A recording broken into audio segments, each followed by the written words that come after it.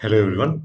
सो आज के इस वीडियो में हम लोग मॉडल क्वेश्चन बैंक का जो सीरीज है उसमें हम लोग कैपेसिटर के कुछ थ्योरी बेस्ड क्वेश्चंस या रीजनिंग बेस्ड क्वेश्चन डिस्कस करेंगे। इससे पहले वाले वीडियो में मैंने कुछ सर्किट बेस्ड क्वेश्चन डिस्कस किए थे, again from model question bank. ठीक है, तो अब ये क्वेश्चंस जितने भी हैं इनका सॉल्यूशन पीडीएफ फॉर्म में डिस्क्रिप्शन में आपको मिल जाएगा, वहां से हम लोग डाउनलोड कर सकते हैं। ठीक है, ये वीडियो आपको देखना क्यों है? आपको उस चीज़ों को समझने के लिए। ठीक है, तो पहला क्वेश्चन देखिए। पहला क्वेश्चन में क्या दिया हुआ है? What is the effect of introducing a dielectric medium between the plates of a parallel plate condenser? ठीक है, कंडेंसर और कैपेसिटर एक ही चीज है। ठीक है, कंडेंसर बोलो या कैपेसिटर बोलो, बात एक ही है। Charge to a certain potential V. ठीक है, तो क्या क्वेश्चन बोल रहा है कि अगर एक कैपेसिटर है, सपोज पैरेलल प्लेट कैपेसिटर है, ठीक है, और इसको कनेक्ट कर दिया एक बैटरी के साथ जिसका पोटेंशियल वी है, तो कैपेसिटर में भी पोटेंशियल वी हो गया। ठीक है, अच्छा, उसके बाद बोला है कि what is the effect of introducing A dielectric, मतलब इसके बीच में अगर एक डाइलेक्ट्रिक स्लैब इंट्रोड्यूस कर दो। ठीक है, इसके बीच में एक डाइलेक्ट्रिक इंट्रोड्यूस कर दिया तो इससे क्या होगा, मतलब। ठीक है, अब देखो एक चीज कि अगर एक कैपेसिटर है और इस प्लेट में पॉजिटिव चार्ज, एक में प्लेट में पॉजिटिव पोटेंशियल, यहाँ पे पॉजिटिव चार्ज मार्क कर देते हैं, यहाँ पे नेगेटिव, मतलब यहाँ से ये बैटरी का पॉजिटिव था ना, और इधर से बैटरी का नेगेटिव था। ठीक है, तो यहाँ पे जो इलेक्ट्रिक फील्ड होगा ना वो इस डायरेक्शन में होगा, पॉजिटिव से नेगेटिव। सपोज उसको कुछ ई नॉट ले लिया। ठीक है, अच्छा, अब बीच में जब हम लोग डाइलेक्ट्रिक इंट्रोड्यूस करेंगे तो यहाँ पे क्या होगा, मतलब what changes will you observe. तो अभी ये कैपेसिटर है और बीच में भी हम लोग डाइलेक्ट्रिक इंट्रोड्यूस कर रहे हैं, बीच में, बीच वाले जगह में हम लोग डाइलेक्ट्रिक। तो डाइलेक्ट्रिक में क्या होगा? पोलराइजेशन होगा। पोलराइजेशन की वजह से क्या होता है कि आपका ये एंड है, इस एंड में नेगेटिव चार्जेस आएंगे और इस एंड में पॉजिटिव चार्जेस। तो पोलराइजेशन की वजह से जो इलेक्ट्रिक फील्ड होगा वो, अगर ईपी मार्क कर रहा हूं, तो जो ईपी इलेक्ट्रिक फील्ड होगा वो एक्सटर्नल इलेक्ट्रिक फील्ड के ऑपोजिट डायरेक्शन होगा। एक्सटर्नल इलेक्ट्रिक फील्ड इस डायरेक्शन था, ई नॉट। ठीक है, तो मतलब ये जो स्पेस है, इस स्पेस में जो रिजल्टेंट इलेक्ट्रिक फील्ड होगा वो ई नॉट माइनस ईपी होगा। पहले कितना था? पहले वो ई नॉट था। तो मतलब क्या है कि अभी जो रिजल्टेंट इलेक्ट्रिक फील्ड है, ये सपोज ई फील्ड है, तो ई जो होगा, E will obviously be less than E naught. Electric field का वैल्यू डिक्रीज हो गया, क्योंकि जो डाइलेक्ट्रिक था, डाइलेक्ट्रिक में जो इलेक्ट्रिक फील्ड आया वो एक्सटर्नल इलेक्ट्रिक फील्ड के ऑपोजिट में आ रहा है, तो वो रिजल्टेंट फील्ड को डिक्रीज कर रहा है। तो अगर फील्ड डिक्रीज होगा तो इसका मतलब पोटेंशियल भी डिक्रीज होगा। ठीक है, पोटेंशियल भी डिक्रीज होगा। ठीक है, अब देखो, आ, हमारे जो C is equal to Q by V, capacitance is equal to Q by V. तो मतलब अगर पोटेंशियल डिक्रीज होता है तो कैपेसिटेंस इंक्रीज होगा, provided Q is constant, same charge को स्टोर करने के लिए। तो इसका मतलब अगर सी इंक्रीज हो गया, मतलब क्या है? कैपेसिटर का कैपेसिटेंस इंक्रीज हो गया, it will be able to store more charge. ठीक है, so that is the explanation.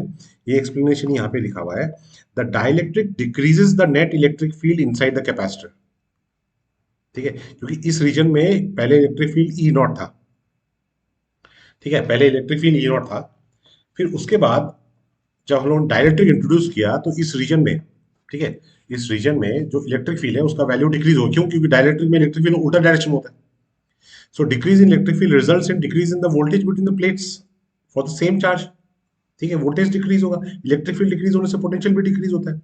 So as a result the capacitor stores the same charge for a smaller voltage, implying that it has larger capacitance because of introduction of dielectric. So इसका मतलब उसका capacitance increase हो जाएगा, सी increase हो जाएगा, क्यों? क्योंकि we decrease हो रहा है। ठीक है, अच्छा, नेक्स्ट क्वेश्चन देखते हैं। A condenser is connected across a source of EMF E. ठीक है, कंडेंसर मतलब again capacitor. If a dielectric slab is introduced between the plates of the condenser will draw more charge from the cell, justify करना है, ठीक है। सो ये condenser मतलब capacitor हो गया विदाउट डाइलेक्ट्रिक।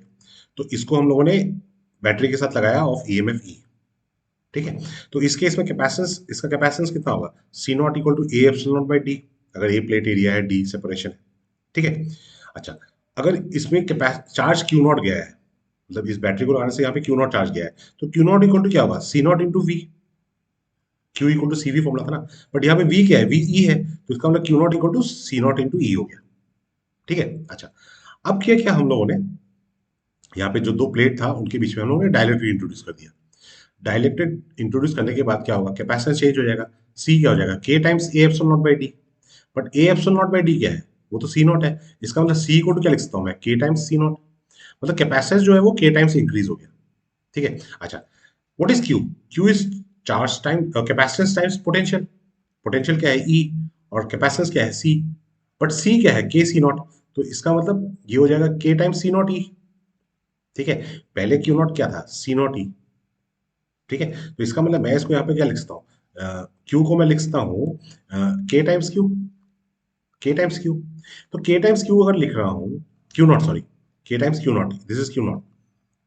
तो इसका मतलब Q इज, Q जो है, Q जो है वो K टाइम्स Q नॉट है, और K is greater then one, क्योंकि वैक्यूम के लिए तो K का वैल्यू वन होता है, बाकी सब और कंडक्टर के लिए इन्फिनिटी होता है, तो मतलब K का वैल्यू जो होता है वो वन और इन्फिनिटी के बीच में होगा, तो मतलब K का वैल्यू वन से ज्यादा होगा, ठीक है। तो वन से अगर ज्यादा होगा तो Q जो होगा वो Q नॉट से बड़ा होगा, Q will be greater than Q not.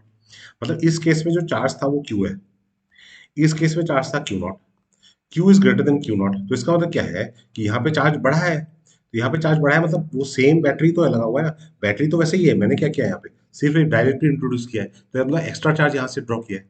So the Q is greater than Q naught, that means condenser draws extra charge from the cell, ठीक है। Next question, a condenser is initially charged to certain potential and then disconnected from the source.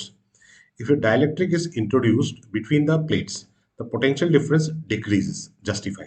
ठीक है, तो यहाँ पे ये plate है, plate of A condenser या कैपेसिटर, उसको बैटरी के साथ कनेक्ट कर दिया, ठीक है। ये बैटरी का पॉजिटिव टर्मिनल, ये बैटरी का नेगेटिव टर्मिनल, तो यहाँ से पॉजिटिव टर्मिनल मतलब यहाँ से positive charge Q not, negative terminal मतलब यहाँ से negative charge minus Q not. तो कंडेंसर कनेक्टेड टू बैटरी, ठीक है, यहाँ पे बैटरी के साथ कनेक्टेड है, ठीक है। तो सी नॉट इक्वल टू कितना हो जाएगा, C naught equal to A epsilon not by D, और क्यू नॉट इक्वल टू क्या आ जाएगा, C naught into V not, ठीक है। अच्छा, अब क्या किया हम लोगों ने, ये बैटरी जो है बैटरी को डिस्कनेक्ट कर दिया, बैटरी डिस्कनेक्टेड, ठीक है। Condenser is initially charge to certain potential and disconnected from the source, तो सोर्स रिमूव कर दिया। अब सोर्स रिमूव करते करते क्या हुआ, यहाँ पे जो चार्ज जो इस बैटरी ने जो चार्ज दिया था वो चार्ज तो इसमें रह गया, ठीक है। अब वो ये तो एक आइसोलेटेड सिस्टम हो गया, तो आइसोलेटेड सिस्टम में तो चार्ज तो कांस्टेंट होगा, इधर क्यू नॉट ये माइनस क्यू नॉट, तो मतलब जो चार्ज क्यू नॉट है वो कांस्टेंट है। अच्छा, अब अगर डायरेक्टली इंट्रोड्यूस किया है तो कैपेसिटेंस तो ऑब्वियसली चेंज हो जाएगा, पहले सी नॉट था, अभी सी इक्वल टू क्या हो जाएगा, के ए एप्सिलॉन बाई डी, मतलब के टाइम्स सी नॉट हो गया, जो कैपेसिटेंस है वो के टाइम्स इंक्रीज हो गया। चार्ज क्या होगा, चार्ज देखो Q is equal to C V, but Q is equal to Q nought, charge तो चेंज नहीं होगा ना, चार्ज तो चेंज नहीं होगा, ठीक है। बट सी और वी चेंज हो गया, मतलब सी कैपेसिटेंस सी हो गया, पोटेंशियल वी है, ठीक है। तो इसका मतलब Q is equal to Q nought and Q is equal to C V, तो क्यू नॉट की जगह पे क्या लिख सकता हूँ, Q nought is C nought V not, ठीक है। और सी वी की जगह पे क्या लिख, सी की जगह पे क्या लिख सकते हो, के सी नॉट, तो के सी नॉट इंटू वी, तो ये सी नॉट कैंसिल हो जाएगा, तो वी इक्वल टू क्या हो जाएगा, वी नॉट बाई के। तो V equal to V nought by K का मतलब क्या है कि जो वी है वो वी नॉट से छोटा है, क्योंकि के वन से बड़ा है, ठीक है। जो के वन से बड़ा है तो इसका मतलब वी वी नॉट से छोटा होगा, वी नॉट से छोटा होगा, उसका मतलब क्या है, potential difference decreases, potential difference decrease हो गया। यहाँ पे पोटेंशियल जो सेकंड केस है, यहाँ पे पोटेंशियल वी है, यहाँ पे पोटेंशियल क्या है, वी नॉट। तो डाइलेक्ट्रिक जब आप इंट्रोड्यूस करोगे तो पोटेंशियल डिक्रीज हो जाएगा, ठीक है। अच्छा, नेक्स्ट क्वेश्चन क्या है कि यहाँ पे एक पैरेलल प्लेट कैपेसिटर है, ठीक है। तो ये पूरे प्लेट का जो एरिया है ना वो ए है, और प्लेट का जो सेपरेशन है, ये पूरे प्लेट का एरिया ए है, और प्लेट का सेपरेशन डी है, ठीक है। फिर इस पार्ट में ऊपर वाले आधे पार्ट में हम लोगों ने एक डाइलेक्ट्रिक इंट्रोड्यूस किया है जिसका डाइलेक्ट्रिक कांस्टेंट K1 है, नीचे एक दूसरा डाइलेक्ट्रिक इंट्रोड्यूस किया है आधे पार्ट में जिसका डाइलेक्ट्रिक कांस्टेंट K2 है, ठीक है। तो उनको इक्विवेलेंट कैपेसिटेंस बेसिकली यहाँ पे निकालना है, सी इक्विवेलेंट कितना होगा, ठीक। तो यहाँ पे देखिए अभी ये जो दो कैपेसिटर थे ना, मतलब ये सिंगल कैपेसिटर है, इसको मैं यहाँ से इस पार्ट को मतलब नीचे शिफ्ट कर दो, इसको ऊपर शिफ्ट कर दो, तो ये दो अलग अलग कैपेसिटर हो जाएंगे। ठीक है, दो अलग अलग कैपेसिटर हो जाएंगे, मगर यहाँ पे जो प्लेट सेपरेशन है वो अभी भी डी है। बट इसका एरिया क्या होगा, A/2। इसका एरिया क्या हो जाएगा, A/2, क्योंकि टोटल एरिया ये था ना, ये वाला एरिया A/2 होगा, ये वाला एरिया A/2 होगा। ठीक है, तो ये वाले को हम एक कैपेसिटर बोल रहे हैं, ऊपर वाले को एक कैपेसिटर बोल रहे हैं। ठीक है। अच्छा, अब ये जो दोनों कैपेसिटर है ना, C1 और C2, ये कैसे हैं? एक कनेक्शन यहाँ से लगा हुआ है, एक कनेक्शन यहाँ से लगा हुआ है, तो बोले ये दोनों एक कैपेसिटर, अगर सपोज कर लो एक कैपेसिटर ये है और एक कैपेसिटर ये है, ये C1 है, ये C2 है, तो ये कैपेसिटर को आप क्या बोलोगे, they are in parallel. So here C1 and C2 are in parallel. C1 का वैल्यू क्या होगा, देखो कैपेसिटेंस का फॉर्मूला डाइलेक्ट्रिक के साथ क्या होता है, K A epsilon not by D, K epsilon not by D. But यहाँ पे एरिया क्या है, एरिया तो आधा हो ना, A/2। ठीक है, तो K1 A/2 epsilon not by D. Similarly C2 is equal to K/2 C K2 A/2 epsilon not by D. अच्छा, ये दोनों कैपेसिटर कैसे हैं, पैरेलल में, दे आर इन पैरेलल। तो इक्विवेलेंट इक्विवेलेंट कैपेसिटेंस क्या होगा, C equivalent equal to C1 plus C2। तो C1 और C2 का वैल्यू सब्स्टिट्यूट कर दिया, ये आपका आ गया इक्विवेलेंट कैपेसिटेंस। ठीक है। अच्छा, नेक्स्ट केस में क्या है आपका, अगेन यू हैव दो पैरेलल प्लेट है, ये एक पैरेलल प्लेट, ये एक पैरेलल प्लेट। अब डाइलेक्ट्रिक इस तरह से रखा हुआ है, मतलब क्या है कि ये जो डिस्टेंस, मतलब टोटल डिस्टेंस तो डी है और प्लेट एरिया ये है, पूरा प्लेट का एरिया ये है। तो ये जो डिस्टेंस होगा ये D/2 का, ये डिस्टेंस D/2।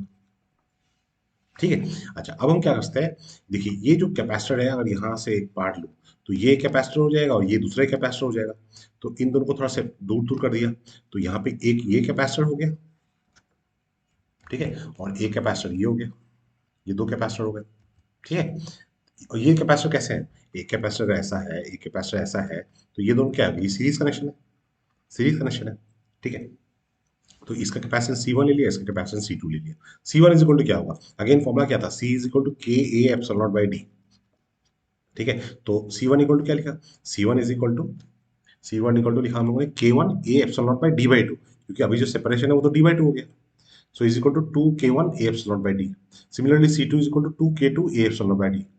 ये दोनों कैसे हैं, सीरीज में, सीरीज में इक्विवेलेंट कैपेसिटेंस क्या होता है, 1 by C equivalent equal to 1 by C1 plus 1 by C2। तो यहाँ पे C1 और C2 का वैल्यू यहाँ पे सब्स्टिट्यूट कर दिया, उसको सिंप्लीफाई किया, तो C equivalent equal to A epsilon not by D 2 times K1 K2 divide by K1 plus K2। ठीक है, तो ये हो गया आपका फाइनल आंसर। ठीक है सर, ये जितने सॉल्यूशन है आपको पीडीएफ में मिल जाएंगे, but I want you to practise on your own, आप खुद वीडियो को देख के समझ के खुद एक बार लिखिए, सो दैट आपका ये चीज परमानेंट हो जाए। ठीक है, नोट्स मिलना काफी नहीं है, notes is not sufficient. Notes आपको गूगल पे सर्च करोगे, इंटरनेट पे सर्च करोगे, दुनिया भर के नोट्स मिल जाएंगे। ठीक है, आपके पास खुद भी अच्छी अच्छी किताबें हैं, but main thing is practice, लिख लिख के प्रैक्टिस करना, दैट इज मोर इंपॉर्टेंट। समझ के लिखना है, ठीक है, समझ के लिखना है, रट के नहीं लिखना है। ओके।